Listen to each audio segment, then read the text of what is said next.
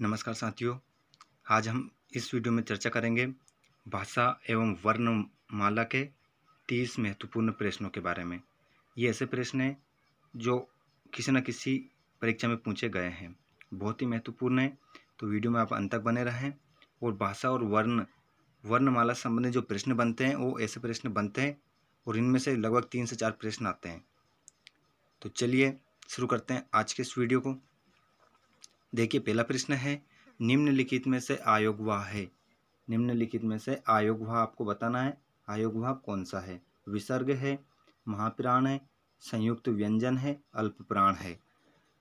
तो यहाँ पर आपका जो सही आंसर हो जाएगा वो हो जाएगा विसर्ग।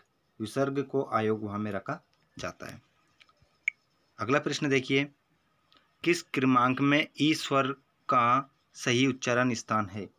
किस क्रमांक में ई जो स्वर है इसका उच्चारण स्थान कहाँ से इसका उच्चारण किया जाता है, ये आपको बताना है। कंठ से, तालु से, ओष्ठ से, मूर्धा से। तो ई का जो उच्चारण स्थान होता है वो होता है तालु। तालु से इसका उच्चारण किया जाता है। अगला प्रश्न देखते हैं, व्यंजन वर्गीकरण की दृष्टि से ल व्यंजन किस वर्ण भेद में रखा जाएगा? जो व्यंजनों का वर्गीकरण किया गया है उसकी दृष्टि से ला का व्यंजन, ल व्यंजन है, इसका वर्ण भेद रखा जाएगा। किस स्थान में, कहाँ से इसका उच्चारण किया जाएगा, ये आपको बताना है। तो मूर्धा से, वत्सर्य से, कंठ से, दंत से। तो इसका जो सही होगा, इसका उच्चारण स्थान दांत से भी किया जाता है, दंत से भी किया जाता है। और इसमें जो सही आंसर होगा, क्योंकि सिर्फ उसने वर्ग का नहीं पूछा है, तो इसमें आपका आंसर बी होगा, वत्सर्य। अगला प्रश्न देखते हैं, हिंदी शब्दकोश में ज्ञान शब्द कहाँ मिलेगा? हिंदी जो शब्दकोश है उसमें जो ज्ञान शब्द है वो कहाँ पर मिलेगा? ख वर्ण वाले शब्दों के बाद, रा वर्ण वाले शब्दों के बाद, छ वर्ण वाले शब्दों के बाद, त्रा वर्ण वाले शब्दों के बाद। तो आपका इसमें जो सही आंसर होगा, ये जो ज्ञान शब्द मिलेगा वो मिलेगा छ वर्ण वाले शब्दों के बाद। क्योंकि आपको पता होगा जो ज्ञानी वाला है ये 2 अक्षरों से मिलकर बनता है, संयुक्त व्यंजन है ये किस किस से मिलकर बनता है? ज्या और न्या, इन 2 शब्दों से मिलकर बनता है। इस कारण से ज्ञान शब्द हमें कहाँ मिलेगा? वर्णमाला में, छ वर्ण वाले शब्दों के बाद। तो आपका आंसर इसमें सी हो जाएगा। अगला प्रश्न देखिए, छ वर्ण किसके योग से बनता है? छ वर्ण किसके योग से बनता है, ये आपको बताना है। अब आपको ये भी पता होगा ये भी कैसा व्यंजन है? संयुक्त व्यंजन है, संयुक्त वर्ण है। तो ये 2 अक्षरों के योग से बनता है। वो अक्षर देखते हैं हम कौन कौन से हैं। देखिए, काशा, काचा, काचा, काशा, ये बहुत बार आ चुका है। अध्यापक भर्ती परीक्षा 2003 में पूछा जा चुका है। और ये जो मिलकर बनता है का और सा से मिलकर बनता है। अगला प्रश्न देखिए,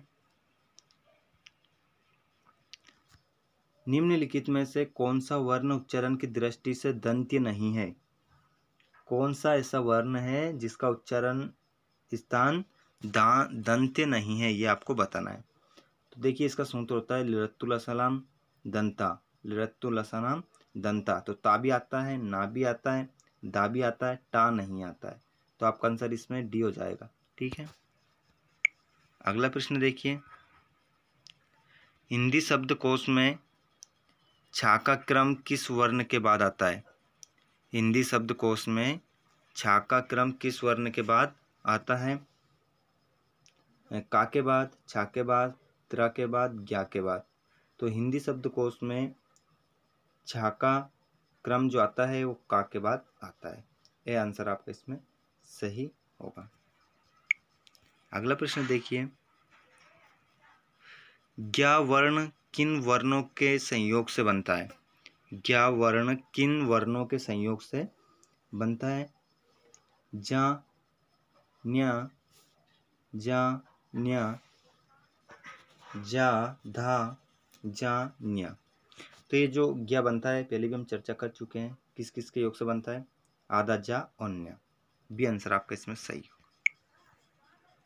अगला प्रश्न देखिए, पंचांग शब्द से उच्चारित ध्वनियों का लेखन निम्नलिखित में से किसमें हुआ है? पंचांग शब्द से उच्चारित ध्वनियों का लेखन निम्नलिखित से हुआ है। तो पंचांग, पंचांग, पंचांग, पंचांग, लगभग इनकी ध्वनियाँ सेम है, लेकिन जो पंचांग शब्द जो बना है वो बना है ऑप्शन सी, पंचांग शब्द से ये बना है। अगला प्रश्न देखिए, द्वित्व का प्रयोग किस शब्द में नहीं हुआ है? द्वित्व का अर्थ होता है समान व्यंजन, कौन से शब्द में नहीं आए हैं? तो सच्चा, देखिए यहाँ पर आधा चा फिर चा, तो यहाँ तो आया है। कुत्ता, तो यहाँ पर आधा ता और पूरा ता, कुत्ता। वल्गा, ठीक है, यहाँ पर दो व्यंजन नहीं आए, सी में नहीं है। बग्गा में भी आधा गा और पूरा गा है, तो यहाँ पर आपका जो आंसर होगा सी आंसर आपका इसमें सही होगा, वल्गा। अगला प्रश्न देखिए, निम्नलिखित में से कौन सी बात गलत है? यहाँ पर आपको गलत वाक्य को बताना है, कौन सा वाक्य गलत है। धनुष वाला जो होता है वो सगोष महाप्राण दंत्य है, बा सगोष ओष्ठ्य महाप्राण है, चा अगोष तालव्य अल्प प्राण है, खा कंट्य महाप्राण अघोष है। तो आपको यहाँ पर गलत वाक्य बताना है कौन सा है। देखिए यहाँ पर जो धनुष वाला है ये सगोष है, महाप्राण और दंत्य है, और बा ये अघोष है, ठीक है, यहाँ पर सगोष दे रखा है, इस कारण से हमारा वाक्य यही गलत हो जाता है। तो आपका आंसर यही सही होगा, ठीक है, बी आंसर आपका इसमें सही। अगला प्रश्न देखिए, स्वर रहित राग का प्रयोग हुआ है। यहाँ पर आपको बताना है स्वर रहित राग का प्रयोग हुआ है ट्रक में, पुनर्निर्माण में, त्राटक में, शत्रु में। तो स्वर रहित राग का जो प्रयोग हुआ है वो हुआ है पुनर्निर्माण में, बी आंसर आपका इसमें सही। अगला प्रश्न देखिए, यदि नीचे का होठ पूरी तरह काट दिया जाए तो किस ध्वनि के उच्चारण में कठिनाई होगी? ला, बा, धा, खा। तो यहाँ पर आपका जो सही आंसर होगा वो होगा बा, क्योंकि ये जो उपान वद्यावस ओष्ट, इसका सूत्र होता है, जो पा वर्ग होता है सभी का उच्चारण कहाँ से होता है? ओष्ठ से होता है। इस कारण से यदि नीचे का होठ काट दिया जाए तो हम बा का उच्चारण नहीं कर पाएंगे। चलिए अगला प्रश्न देखते हैं।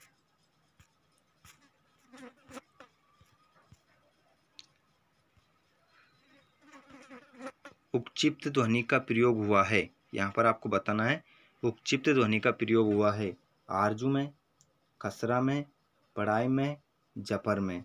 उपचिप्त ध्वनि होती है, दो वर्ण होते हैं इसमें, एक जो ढक्कन वाला हम बोलते हैं, एक जो डमरू वाला बोलते हैं, लेकिन उनके नीचे ये बिंदी लगी रहती है। तो यहाँ पर आपको ये बताना है इन चारों में से किसमें इन शब्दों का, इन अक्षरों वर्णों का प्रयोग हुआ है। जिसमें हुआ है वही आंसर आपका सही होगा।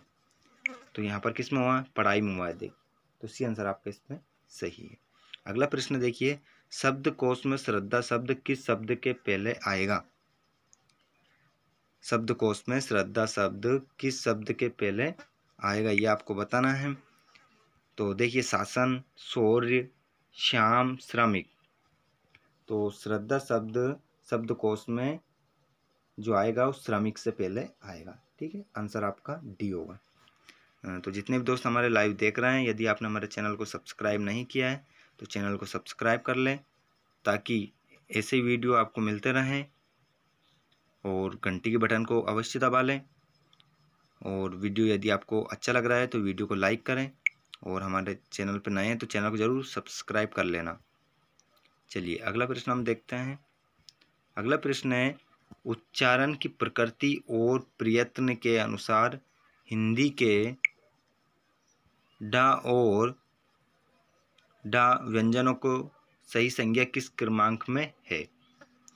अब इनको हमने अभी देखा था पहले प्रश्न, इनको क्या कहा जाता है, इन व्यंजनों को क्या कहा जाता है?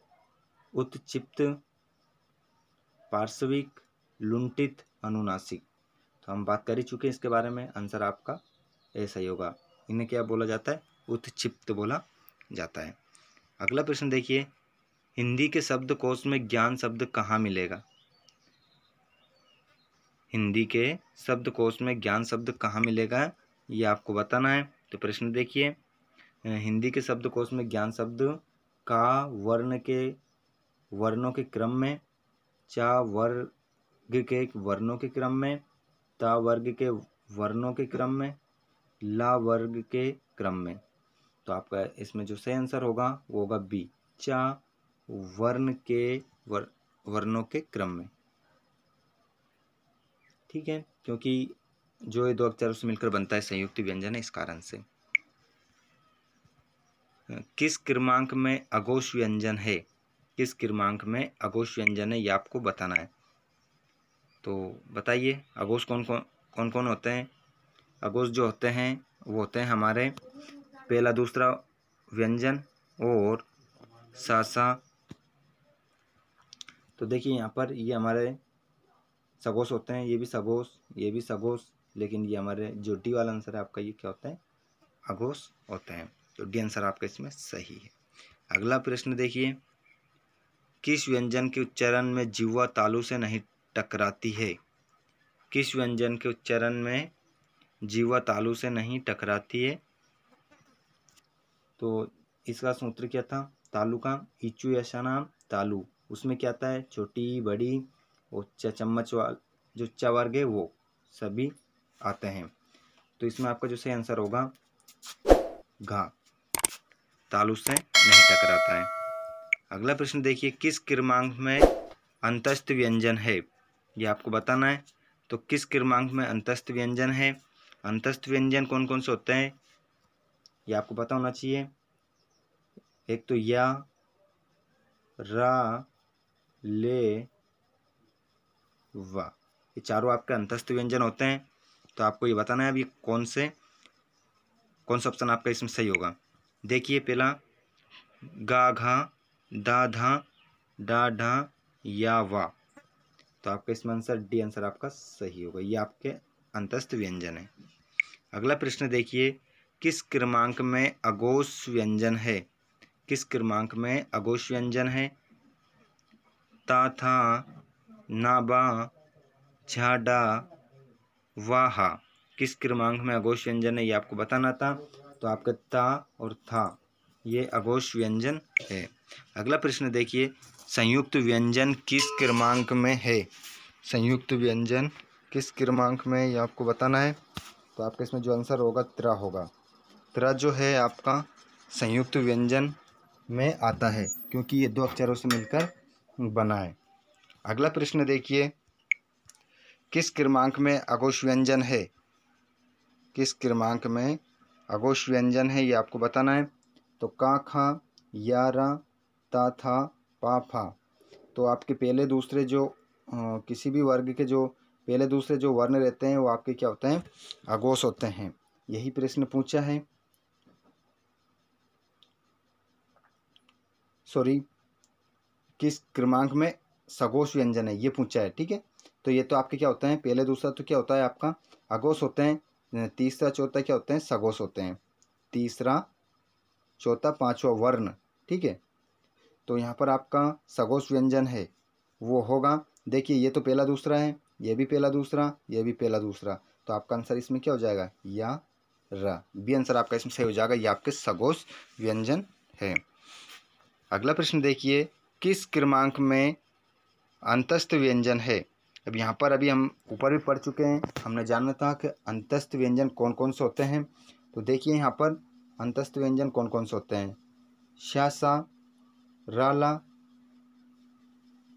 टाडा, बामा। तो यहाँ पर आपका जो सही आंसर होगा वो होगा या, सॉरी, रा, ला, रे, ले। आपके क्या होते हैं? अंतस्थ व्यंजन होते हैं। न व्यंजन का उच्चारण स्थान है। न व्यंजन जो होता है उसका उच्चारण स्थान क्या है, ये आपको बताना है। तो ना का जो उच्चारण स्थान होता है वो मूर्धा और नासिका, वत्सर्य और नासिका, ओष्ठ और नासिका, कंठ और नासिका। तो आपका इसमें जो सही आंसर होगा वो होगा बी, वत्सर्य और नासिका। अगला प्रश्न देखिए, वर्णमाला में कुल वर्ण हैं। वेरी इंपॉर्टेंट प्रश्न। वर्णमाला में वर्ण होते हैं, यह आपको बताना है। 33, 42, 52, 35। तो वर्णमाला में कुल पूछा है तो आपके जो आंसर होगा वो होगा 52। वर्णमाला में कुल जो वर्ण होते हैं वो 52 होते हैं। अगला प्रश्न देखिए, किस क्रमांक में मूर्धन्य व्यंजन है। किस क्रमांक में मूर्धन्य व्यंजन है, ये आपको बताना है। का, खा, गा, ढा, ता, था, धा, ना, टा, ठा, डा, डा, ना, या, रे, लव। तो ये तो आपके अंतस्थ व्यंजन है। इनका उच्चारण स्थान क्या होता है, लृतुलसनाम दंता, और इनका कंठ होता है और इनका क्या होता है, मूर्धा होता है। तो आपका आंसर इसमें सी होगा। सी आंसर आपका इसमें सही है। ठीक है, अगला प्रश्न देखिए, किस क्रम में व्रतमुखी स्वर नहीं है। किस क्रम में व्रतमुखी स्वर नहीं है। इसका अर्थ होता है कि जब इन स्वरों का उच्चारण करते हैं तो हमारा मुंह क्या हो जाता है, गोल हो जाता है। तो कौन सा ऐसा स्वर है जो व्रतमुखी नहीं है। तो आपका इसमें जो सही आंसर होगा वो होगा आ। आ को बोलते समय मुंह पूरा खुल जाता है लेकिन गोल गोल मुंह नहीं होता है। और जब हम ऊ, ओ, औ को बोलेंगे तो मुंह को कैसा हो जाएगा, व्रत, एक गोल गोल मुंह बन जाएगा बोलने पर। अगला प्रश्न देखिए, किस क्रम में पश्य स्वर है। यहाँ पर आपको ये बताना है कि ऐसा कौन सा स्वर है जिसका उच्चारण पीछे से किया जाता है। ई, उ, ए, आई। तो आपका यहाँ पर जो सही आंसर होगा वो है उ। वो आंसर आपका इसमें सही होगा। तो 25 स्वर आपके कौन कौन से होते हैं ये बता देते हैं आपको। एक तो आपका बड़ा आ होता है, उसके बाद छोटा ऊ होता है, बड़ा ऊ होता है, ओ होता है और औ होता है। ठीक है, ये आपके 25 स्वर होते हैं। और मध्य स्वर 25 स्वर क्या होगा, ये पश्य। और मध्य स्वर कौन सा होता है, मध्य स्वर जो होता है वो होता है छोटा आ। ठीक है, ये मध्य स्वर होता है आपका। और अग्र स्वर कौन सा होता है, अग्र स्वर होते हैं आपके छोटी, बड़ी, ए, आई। कौन कौन से अग्र स्वर, अग्रस्वर जो होते हैं वो होते हैं छोटी, बड़ी, ए, आई। ये आपके अग्र स्वर होते हैं। तो ये हमने स्वर के बारे में भी जान लिया, कौन से स्वर अग्र होते हैं, कौन से पश्च होते हैं और कौन से मध्य होते हैं। और अगला लास्ट प्रश्न देखिए, छा, त्रा, ज्ञा, इन तीनों को क्या कहा जाता है। मूल स्वर कहा जाता है, अनुस्वार कहा जाता है, संयुक्त स्वर कहा जाता है, संयुक्त व्यंजन कहा जाता है। देखिए 4 ऑप्शन बहुत ही मोस्ट प्रश्न है। तो इन तीनों व्यंजनों को कहा जाता है संयुक्त व्यंजन। इन्हें स्वर नहीं कहा जाता है, ना ये मूल स्वर है ना अनुस्वार है, इन्हें संयुक्त व्यंजन कहा जाता है। तो दोस्तों ये 30 प्रश्न थे हमारे आज के इस वीडियो में जो बहुत ही महत्वपूर्ण थे। वर्णमाला और भाषा से ये प्रश्न हम आपके लिए लेकर आए थे। वीडियो आपको कैसा लगा कमेंट करके अवश्य बताएं। और यदि आप हमारे चैनल पर नए आए हैं तो चैनल को सब्सक्राइब कर लें ताकि आपको इसी प्रकार के नई नई अपडेट्स प्राप्त होती रहे। अगला वीडियो हम आपके लिए बहुत जल्द लेकर आएंगे। जय हिंद, जय भारत।